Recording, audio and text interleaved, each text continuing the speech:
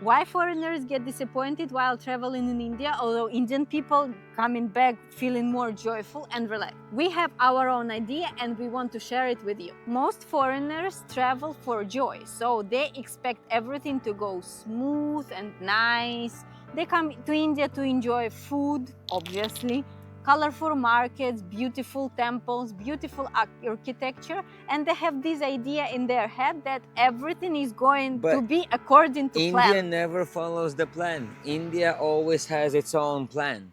So while we were driving through Bhubaneswar, apparently it was my fault because he tried to stop me. We missed the right turn, put some rounds in Bhubaneswar. That was fun.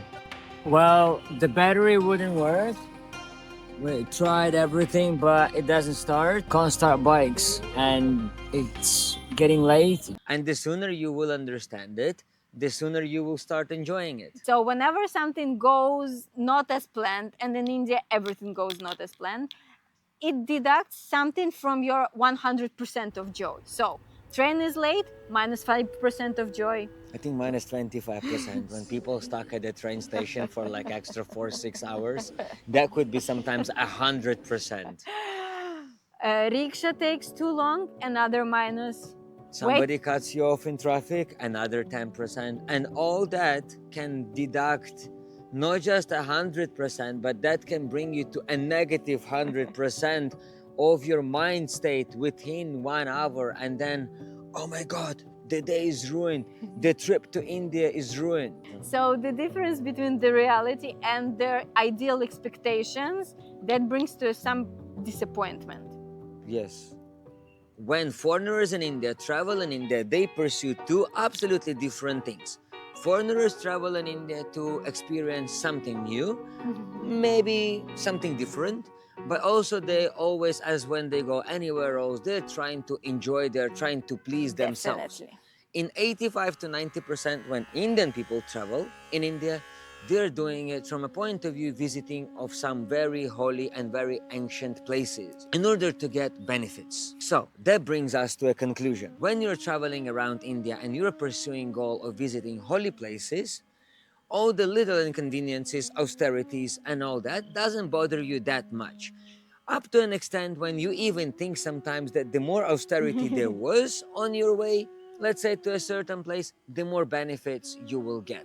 Like when people go to Badrinath. Like when we went to Tirupati, we spent 22 hours in a general queue to see Venkateshwar Swami. For 2 seconds. Yes, and that only lasted maybe 4.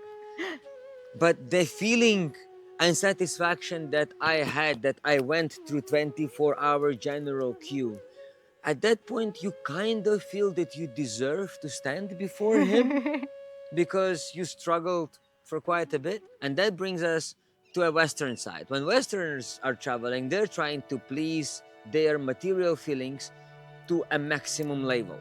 And when things don't go their way, they get disappointed. But things in India never go your way. And when things don't work out according to your plan, it doesn't mean that they should take this percentage out of your joy. Sometimes in India, in many cases, I personally found that once you embrace the change or the reroute, you can even have better day, better trip, and better experience. But for that, you also need to be very flexible. And open-minded. So we came to a conclusion that for better experience India, you just don't need to make plans and just go with the flow. Be open-minded and accept everything that comes to your life, because Indian way is always better in India than your way. So don't expect things to go right in India. Expect them to go Indian, surprising, funny, and sometimes even a little extreme. Come to India and explore India the Indian way. Chalo, bye!